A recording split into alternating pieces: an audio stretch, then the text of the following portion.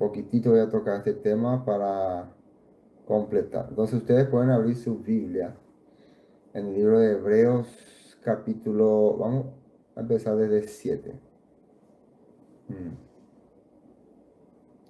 Hebreos capítulo 7. ¿Cuál es el tema en Hebreos capítulo 7? El mediador, no, si ese es 8. El sacerdocio de Melquisedec. El sacerdocio de Melquisedec. ¿De qué se trata el sacerdocio de Melquisedec?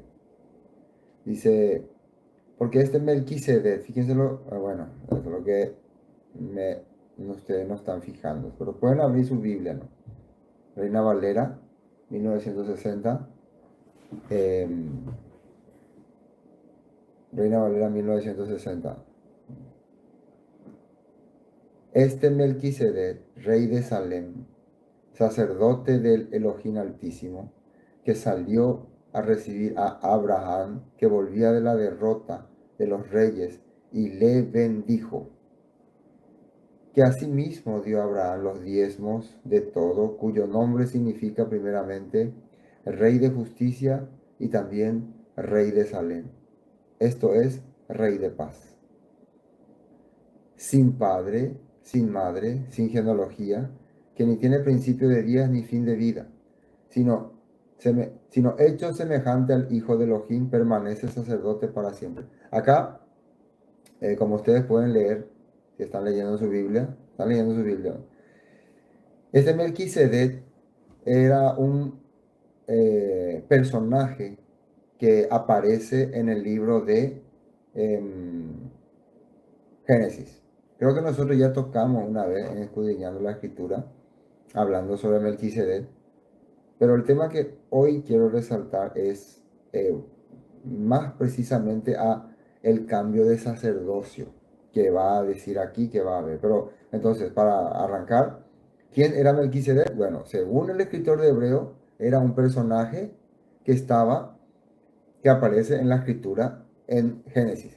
Pero fíjense cómo él relata, dice, porque este Melquisedec, rey de Salem, sacerdote del Elohim Altísimo, que salió a recibir a Abraham. Todos estos relatos, ¿dónde está? Génesis 14:17. Dice en Génesis 14:17, cuando volvía de la derrota de Kedorlaomer, de los reyes que con él estaban, salió el rey de Sodoma a recibirlo en el valle del rey, dice. Bueno, en Génesis 14 aparece sobre Melquisedec. Y versículo 18 dice, entonces Melquisedec, fíjense que usted ahí en Génesis solamente, entonces Melquisedec, no aparece más quién era Melquisedec, quién era su papá, quién era su abuelo, quién era su tío. Solo la Biblia menciona, o sea, Génesis menciona, entonces Melquisedec, rey de Shalem, ¿no? Que era la ciudad donde se adoraba a una deidad, que era la deidad todopoderosa, ¿no? De esa época, el dios Elohim, el dios El. Y sacerdote, rey y sacerdote. Tenía la función de soberano, de autoridad y también de servidor de Elohim. La palabra sacerdote, Cohen en hebreo, es servidor de Elohim. Era un servidor, estaba al servicio del Eterno. Entonces, también era autoridad, tenía autoridad en ese lugar. Vino y estamos en Génesis 14:18 del Altísimo. Sacó pan y vino. ¿Por qué sacó pan y vino? Muchas personas tienen curiosidad de saber qué significa el pan, qué significa el vino. En forma sencilla no lo voy a decir. El pan representa sustento. El pan representa alimento. El pan representa vida. Cada vez que la Biblia habla de pan, me dio el pan, danos el pan nuestro de cada día, decía la oración de Yeshua, significa sustento, vida, alimento, provisión. Entonces, lo primero que Melquisedec entiende, después de este triunfo que ha obtenido Abraham contra estos reyes bandoleros, porque estos reyes eran los reyes bandoleros que constantemente estaban creando problemas a las personas, ahora viene tiempo de sustento, tiempo de prosperidad. y vino. Era una forma de hacer pactos y alianza en aquella época. Era una práctica común también en ese tiempo. Y el vino representa, a ver, ¿qué podía representar? Alegría, felicidad. Algunos dicen la sangre de Cristo. Pero en realidad, cuando ellos compartían con vino, estaban haciendo entender que estaban contentos, estaban felices. Era un momento de alegría. El vino producía alegría. Era una satisfacción de felicidad. Entonces, Abraham, el servidor del Elohim Altísimo, con esta derrota trae a nuestra tierra sustento y alegría, felicidad y alegría. ¿Quién está diciendo eso? Un servidor del Todopoderoso. Por eso dice el 19, y le bendijo diciendo, bendito sea Abraham del Elohim Altísimo, creador de los cielos y de la tierra. Creador de los cielos y de la tierra.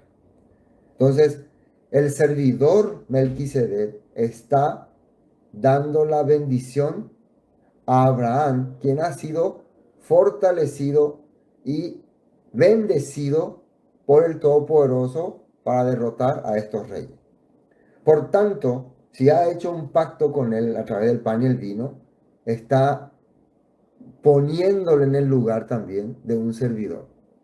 En pocas palabras, no quiero decir así exactamente, pero como un Melquisedec que continúa, ¿no? Un nuevo Melquisedec, así se puede decir, un nuevo rey de Salem en el futuro. En este momento Abraham es un extranjero, él no tiene mucho poder ahí en ese lugar, pero está recibiendo, se puede decir, el reconocimiento de la autoridad religiosa allí en Canaán. Bueno, este era Melquisedec. Entonces, ¿qué dice de él en la Biblia? Dice que salió a recibir a Abraham. Ahora, regresando a Hebreos, porque el escritor de Hebreo está comparando a Melquisedec, que le salió al encuentro con Abraham, con Yeshua. O sea, estás haciendo una similitud de que Yeshua es semejante a ese Melquisedec que apareció a Abraham en el desierto. Yeshua es semejante a eso.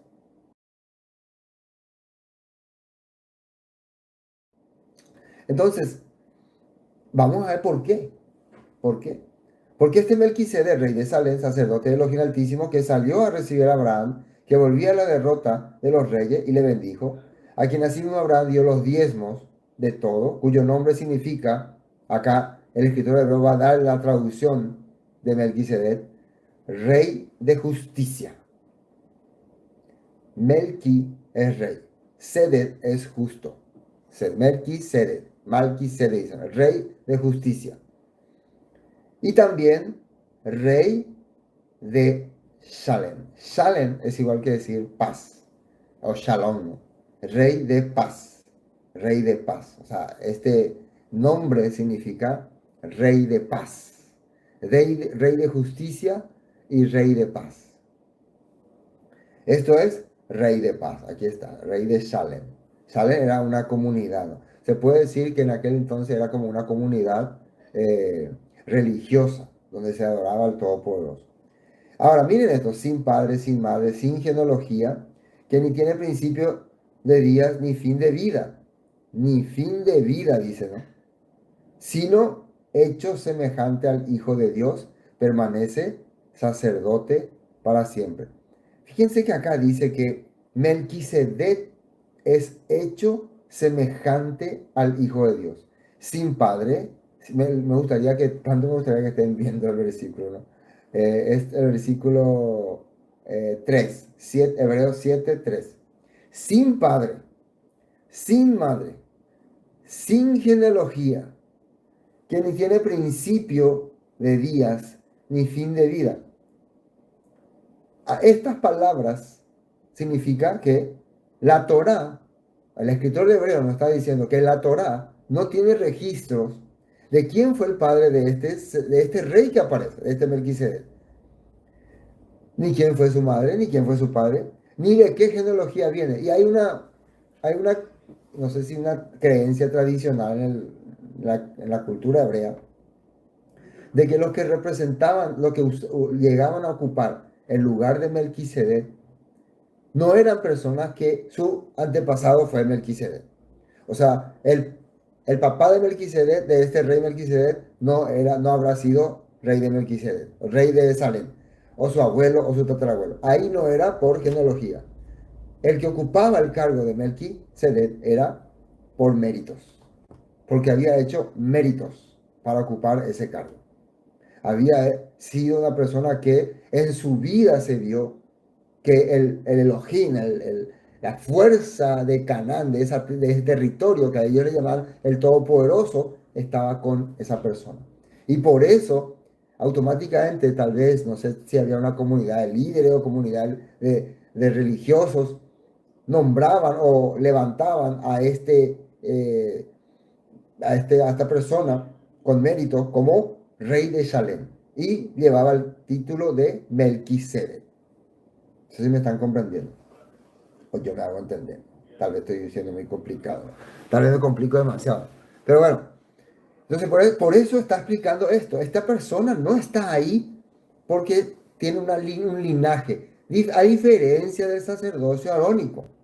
El sacerdocio arónico, sí, tiene un linaje que arrancó de Aarón, nombrado por Dios, y de ahí su hijo iba a ser sacerdote, su nieto, su bisnieto, tiene una genealogía. Se sabe quiénes eran sus padres. ¿De dónde arranca el sacerdocio de Aarón? Su papá se llamaba Amram y su mamá Jocabé. Y su genealogía era la genealogía de Leví. Entonces, el sacerdocio arónico sí está bien registrado de dónde viene.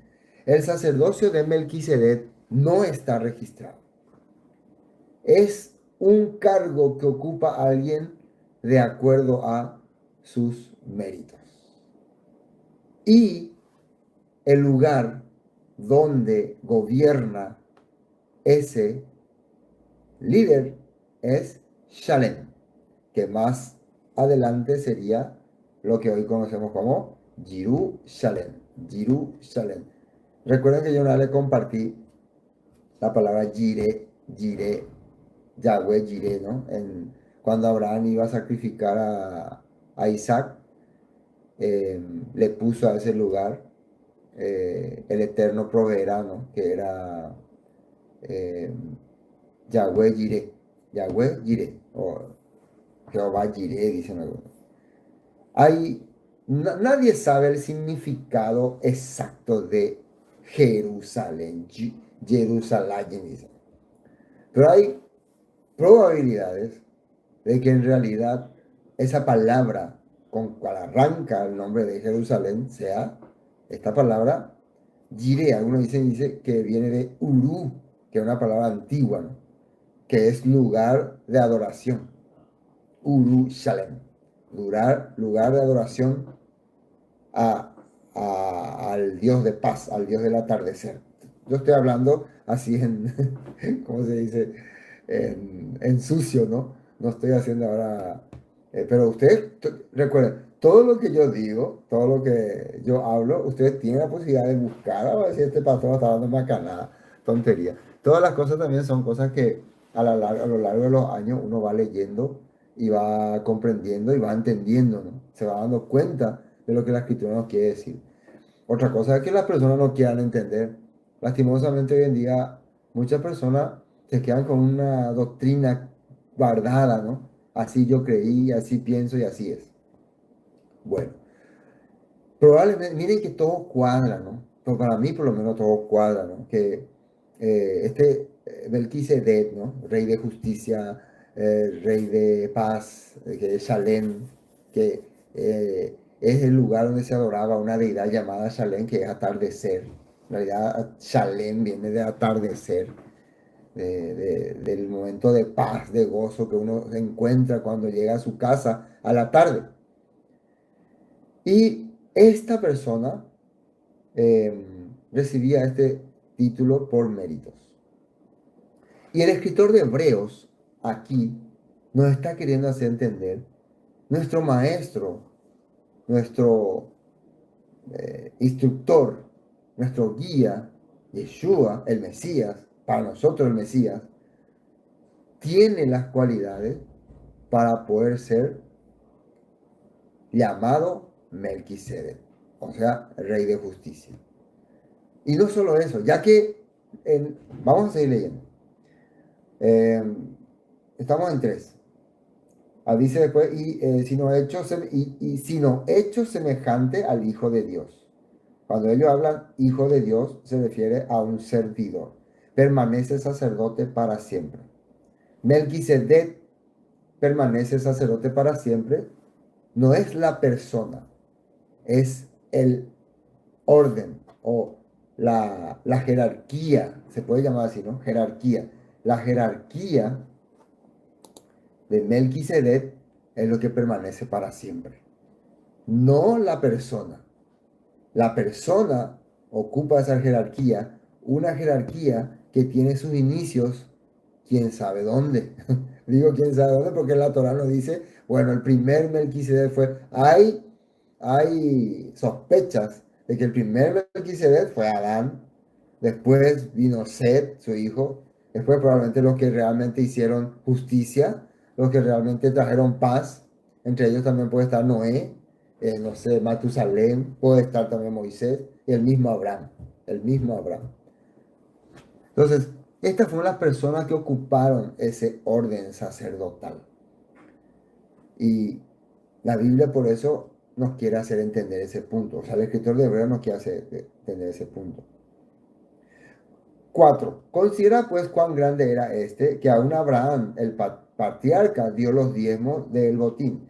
Ciertamente los que entre los hijos de Leví reciben el sacerdocio tienen mandamiento de tomar del pueblo los diezmos, según la Torá. Algo muy interesante. Los, los levitas reciben el diezmo, escúcheme bien esto, según la Torá. ¿Y dónde? Número 18, 21 dice. Y aquí yo he dado a los hijos de Leví todos los diezmos en Israel, por heredad, por su ministerio, por cuanto ellos sirven en el ministerio del tabernáculo de reunión. Ahora, ¿por qué Abraham le dio los diezmos a Melquisedec? ¿Eso fue porque fue establecido en la Torá? No. La Torá está comentando que Abraham le dio los diezmos a Melquisedec. Recuerden que cuando hablamos de la Torá, Génesis no está hablando de unos mispatín, de unas instrucciones. Génesis nos está contando relatos. La Torá también incluye relatos, incluye acontecimiento, incluye vivencia, porque eso es servir al Eterno. Entonces, Abraham, ¿por qué le dio los diezmos a Melquisedec? Primero, porque para dar los diezmos había ya una práctica común que era cuando vos te encontrabas ante una autoridad y vos estabas en su dominio, en su territorio, vos estabas bajo la protección de esa autoridad. Entonces, uno de los requisitos que existía en aquella época, si es que vos estabas reconociendo a esa autoridad como una autoridad legal y una autoridad al cual te está dando una protección, sea política o espiritual, había la costumbre de darle los diezmos. Eso salía de la voluntad del que venía a ocupar ese lugar. O sea, se puede decir que voluntariamente Abraham estaba decidiendo entregar los diezmos a Melquisedec. ¿Pero por qué? Porque le reconocía como autoridad de ese lugar, más que a esos otros reyes, incluyendo al rey de Sodoma y Gomorra. Abraham entonces reconoce a Melquisedec como autoridad sobre ese lugar. Y por eso le da los diezmos. Entonces, ¿a quién se le da los diezmos? Primero, es un acto voluntario. Segundo, es para alguien que vos considere que es una autoridad y que esa autoridad que tiene trae algún beneficio a tu vida. Te da protección espiritual, no sé, o guía, o algún servicio, o vos estás sintiendo que realmente está recibiendo algo de este líder, entonces nace de tu corazón darle el diezmo de lo que has conseguido. No aparece ahí si era mensual, anual, como dicen algunos, solamente le dio esa vez. Sí, puede ser, le dio solamente esa vez. Pero eso era lo que representaba. Ahora, en el caso de los levitas, esto ya fue establecido por el Eterno en la Torah como reglamento. Por eso, hoy en día, cuando muchos dicen, nosotros ya no necesitamos más dar los diezmos porque eso era para los levitas, tienen razón. El diezmo que se le daba a los levitas, ya no podemos darle porque no están levitas. Lo que nosotros podemos hacer, las personas que quieren o que se sienten parte de una comunidad, se sienten parte de un grupo donde se está sirviendo al Todopoderoso y ustedes sienten que las autoridades de ese grupo benefician en sus vidas, de sus corazones pueden hacer el proveer o dar o participar del diezmo, de la mitad del diezmo, de como ustedes crean conveniente. Nadie está obligado a dar. Ustedes tienen que tener el corazón y el deseo de proveer. Si sienten que el lugar donde están congregándose, donde están participando, los líderes o las autoridades son merecedoras. Así simplemente. Hoy en día se ha hecho eh, mucha mercadería, ¿no?, con este tema.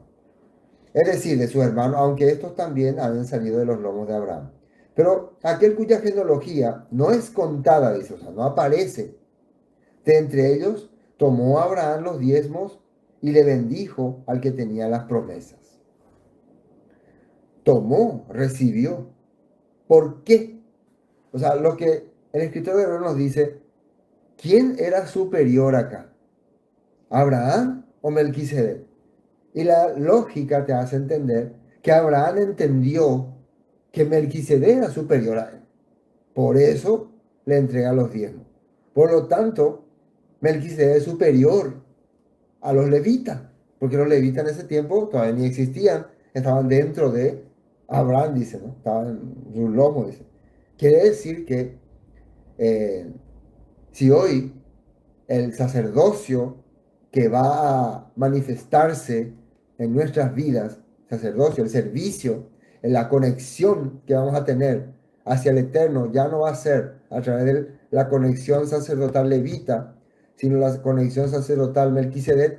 Los diezmos tienen otro significado, no más el significado levita. Eso es lo que la Biblia nos quiere decir. Y sin discusión alguna, el menor es bendecido por el mayor. El menor es bendecido por el mayor. Y aquí no es que Melquisedec le dice a Abraham, yo soy mayor que vos. Abraham entiende que Melquisedec es mayor que él.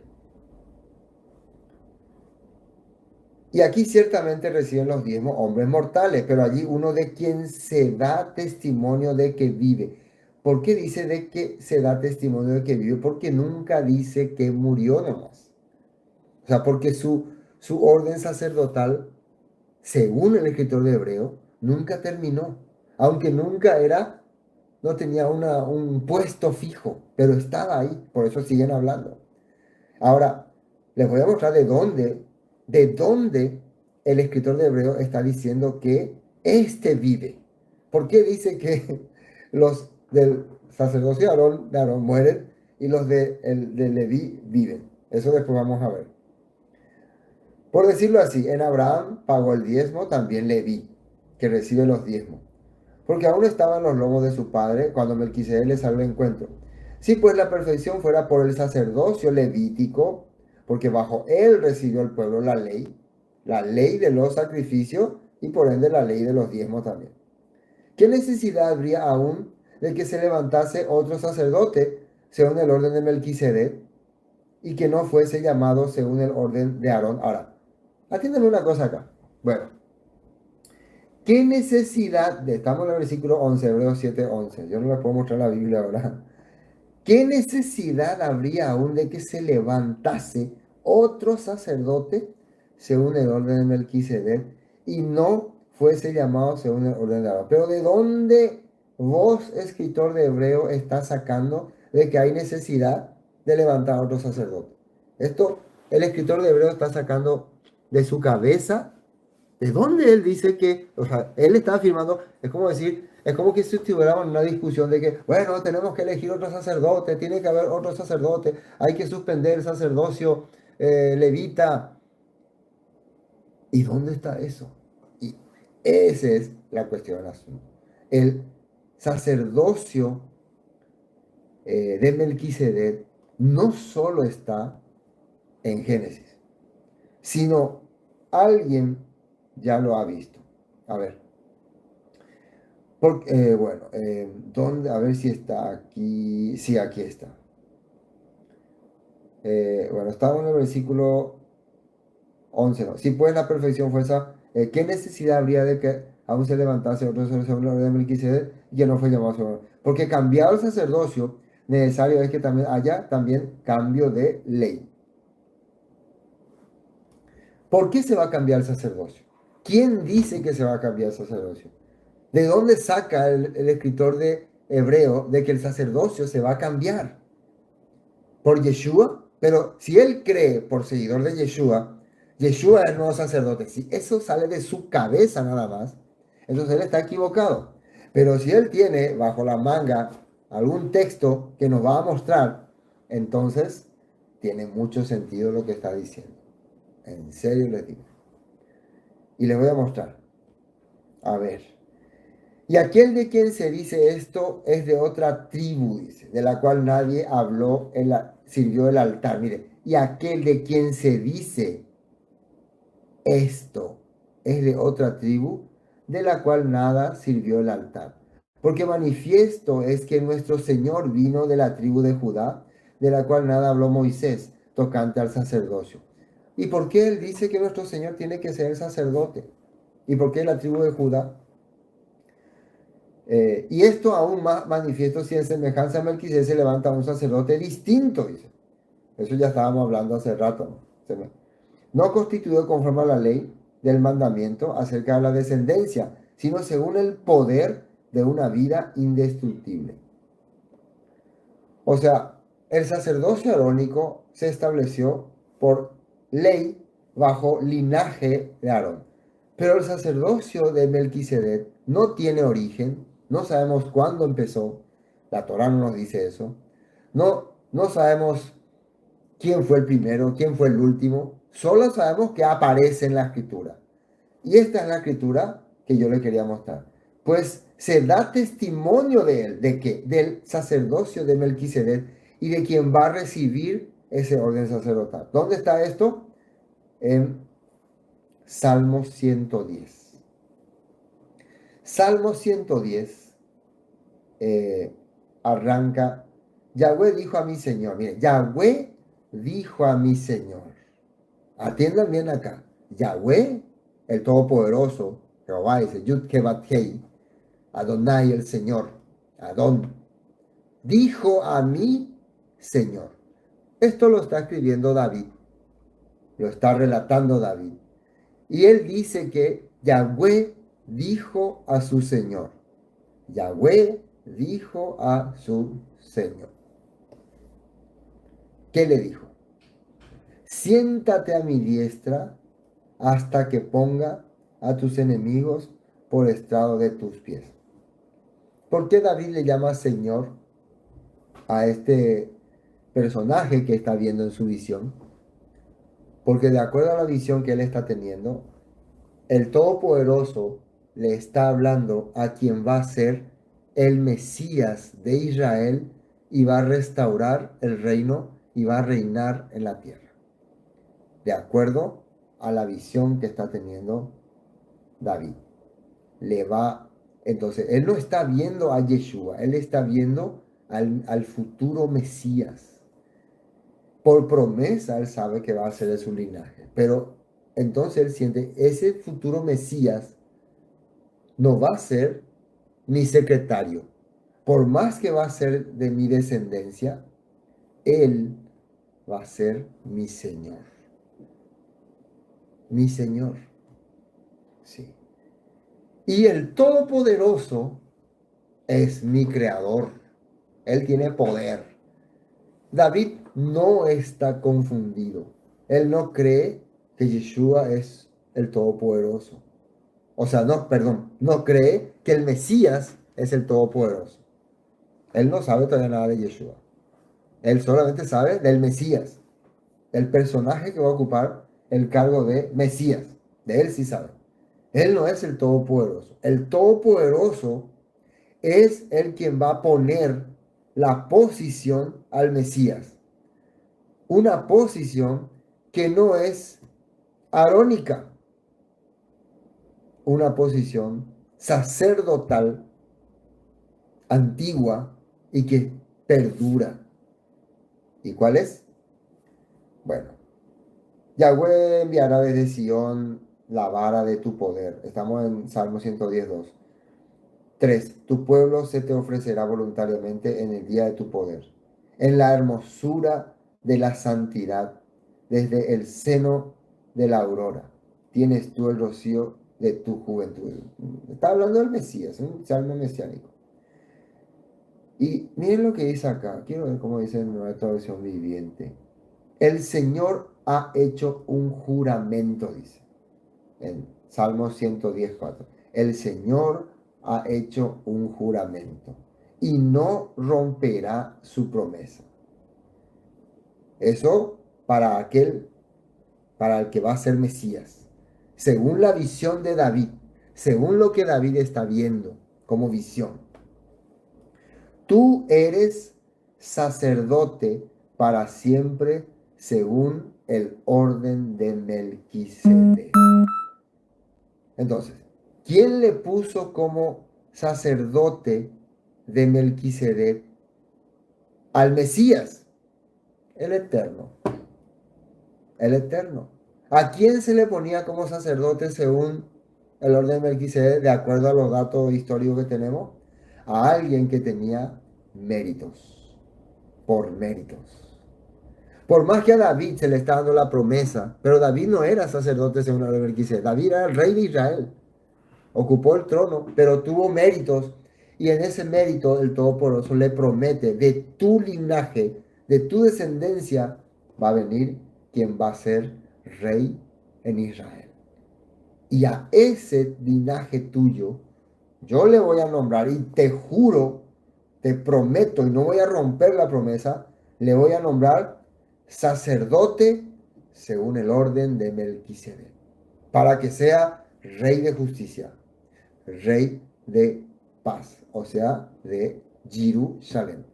Jirú, proveer, adoración, lugar de adoración, Shalem. Por eso Yeshua va a reinar en Jerusalén. Porque del todo, ahora, ¿por qué digo Yeshua? De acuerdo a lo que el escritor de Hebreos nos está explicando, para él, ese cargo de Mesías que David dio, cae en la persona de Yeshua. Para los judíos, no. Los judíos, no.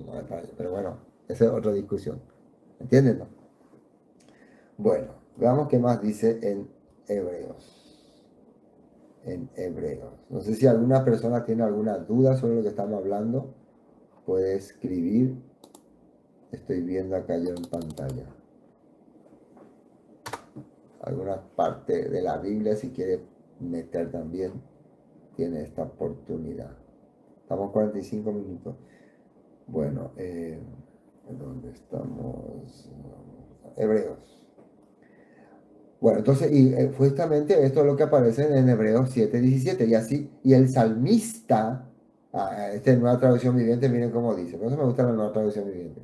El salmista lo señaló cuando profetizó, dice. El salmista es David. Tú eres sacerdote para siempre según el orden de Melquisedec. Entonces, por eso cuando estábamos viendo acá en Hebreos, qué necesidad, dice en el versículo 11, decía, ¿no? ¿Dónde está? Pues, si la perfección fuera por el sacerdocio levítico, bajo este versículo, ¿qué necesidad habría de que se levantase otro sacerdote? ¿Por qué le está hablando así? Porque el escritor de Hebreos está relacionando a lo que está escrito en Salmo. En Salmo dice que se va a levantar otro sacerdocio. Entonces, ¿qué necesidad habría si a través de Leví, si a través del sacerdocio levita ya se puede obtener paz y justicia? ¿Por qué se tiene que levantar otro sacerdocio? En realidad, porque el sacerdocio que viene de Aarón era provisorio o apareció, ¿cómo se puede decir? Como plan B. Así es. Aarón no estaba en los planes para ser sacerdote. Los levitas no estaban en los planes para hacer servicio al Eterno. Fue porque habían pecado que hicieron ese servicio. Yo creo que una vez les mostré, voy a buscar acá, ¿dónde está? En Jeremías 3. Mira, a ver, Jeremías, acá está, 7:22. 7:22, Jeremías 7:22. Porque no hablé yo eh, con vuestros padres, ni nada les mandé acerca de holocaustos. A ver un poco, voy a copiarlo. A ver. No hablé, mire, este texto quiero que se aprendan bien, porque miren, es clave para entender todo lo que pasó. Yo no les hablé nada acerca del holocausto, dice. Ahí les mandé, porque no hablé yo con vuestros padres, ni nada les mandé acerca de holocaustos, dice, y de víctimas, el día que los saqué de la tierra de Egipto. Miren, no había el objetivo de que ellos hagan holocausto ni sacrificio. Mas esto les mandé, dice, versículo 23, escuchad mi voz y seré a vosotros por Elohim, y vosotros me seréis por pueblo, y andad en todo camino que os mande para que os vaya bien. Voy a mandar también este texto, 23, para que ustedes puedan reflexionar. Mas esto les mandé, dice. Ahí está. ¿Eh? Esto les mandé, para que puedan ustedes ver, reflexionar y meditar. Entonces, ¿pero por qué los levitas fueron escogidos? Porque cuando Aarón venía, pero cuando Moisés venía del monte Sinaí, ¿qué encontró? Encontró que habían pecado. Encontró que estaban pecando, adorando el becerro de oro. Entonces Moisés rompió la tabla y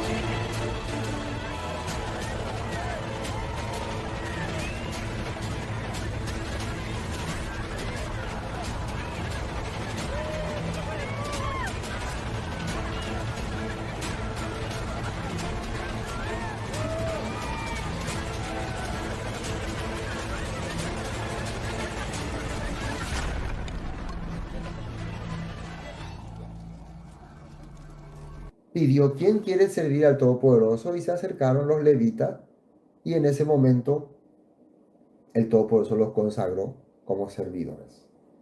O sea que la razón por la cual los levitas fueron escogidos como sacerdotes y Aarón fue por el pecado de Israel, no porque escuchaban la palabra, para que vuelvan a escuchar la palabra. Pero ¿qué dice acá? Vamos a volver a Hebreos. Quiero terminar esta parte, me falta poco. ¿Qué dice? Vamos al 22.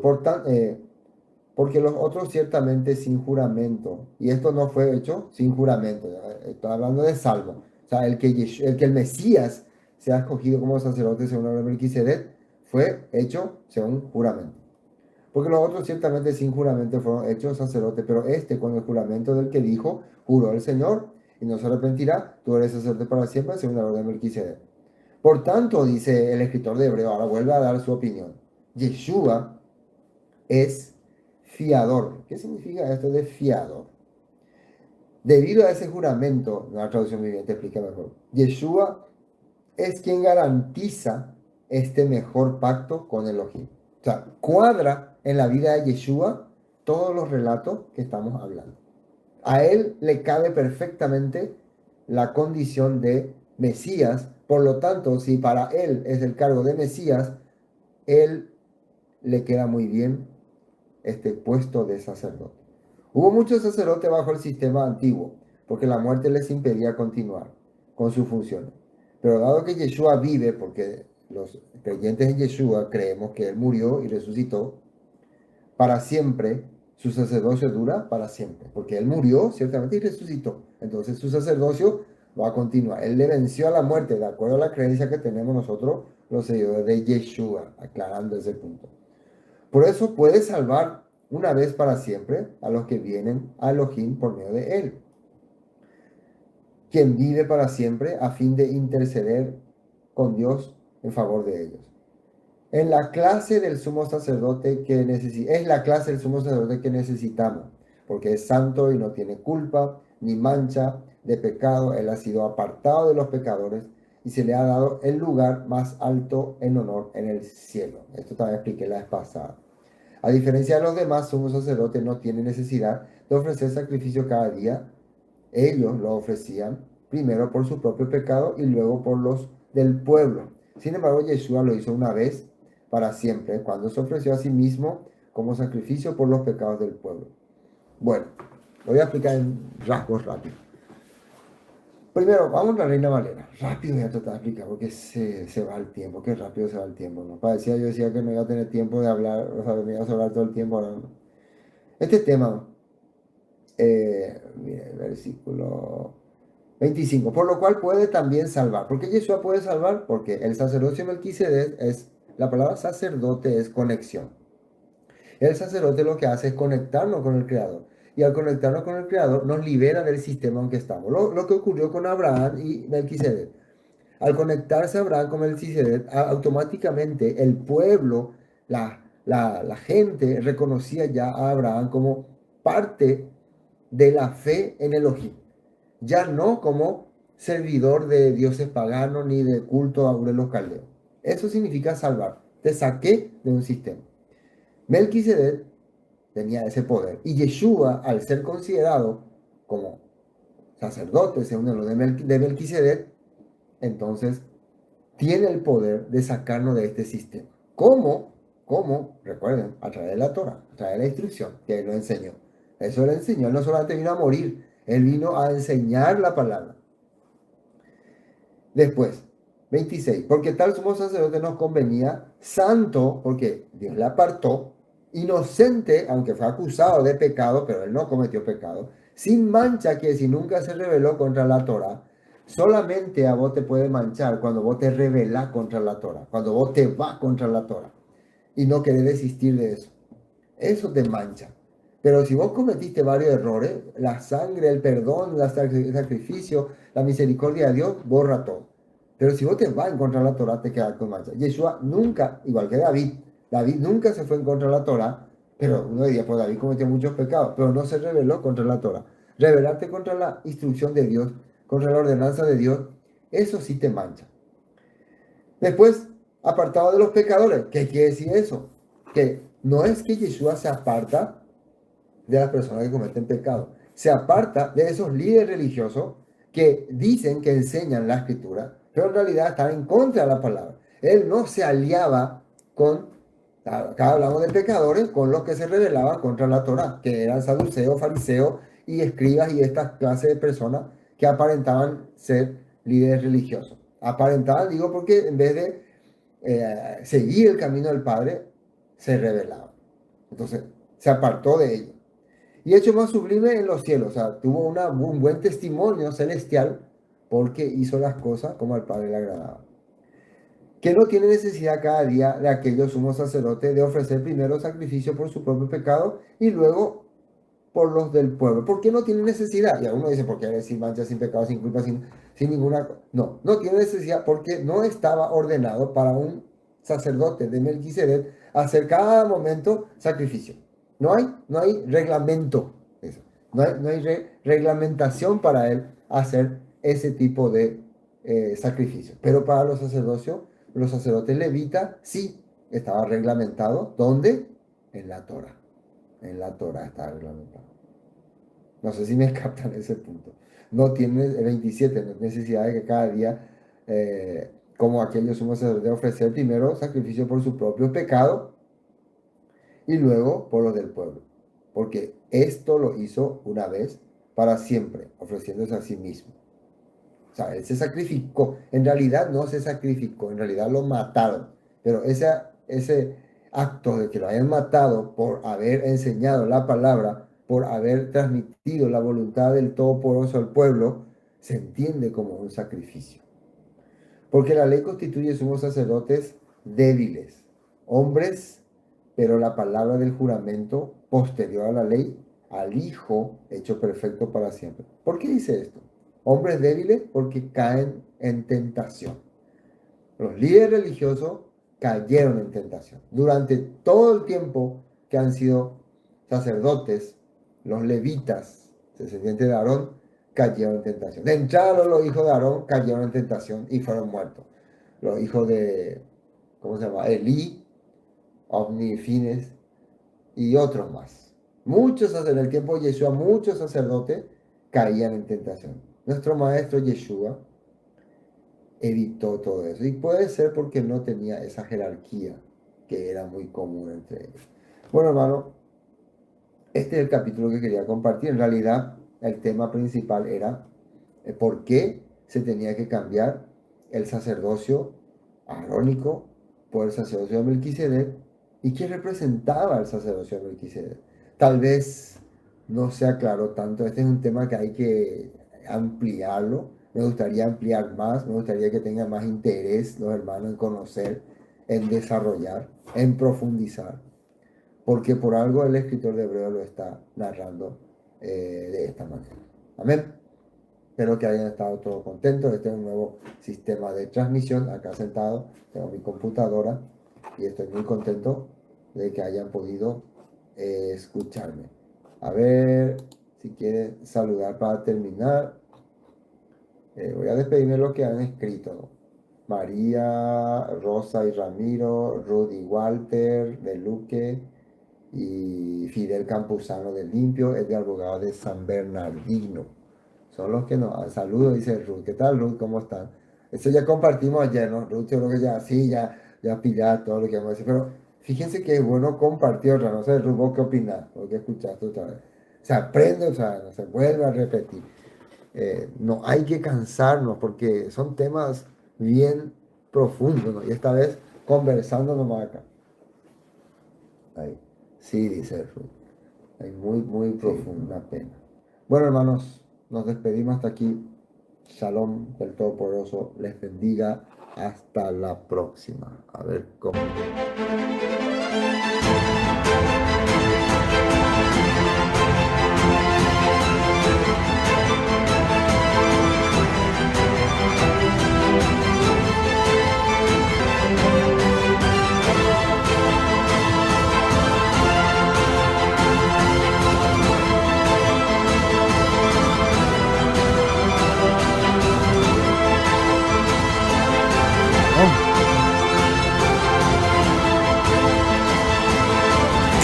Ingresa a nuestro canal de YouTube y suscríbete.